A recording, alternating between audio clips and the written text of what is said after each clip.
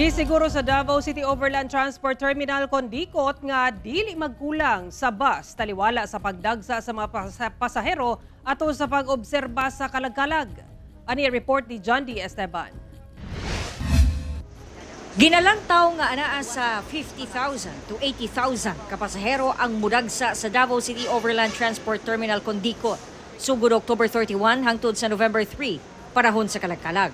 Busa ginalantaw sab ang pagsaka sa bus trip ngadto sa 1,500 gikan sa 800 trips kada adlaw. Hinuon gisiguro sa DCOT management nga paigo ang mga bus aron mapasakay ang mga pasahero. Bahat na apoy mga ruta nga kulang yun ang mga buses nila.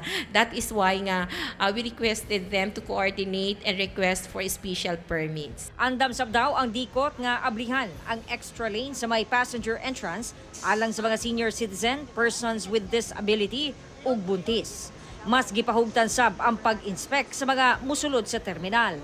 Sabtang parahon sa mga minatay, buhi sab kayo ang patigayon. Sama dinhi sa Davao Memorial Park sa Matina. Sa gawas, daghana ang namaligya og bulak.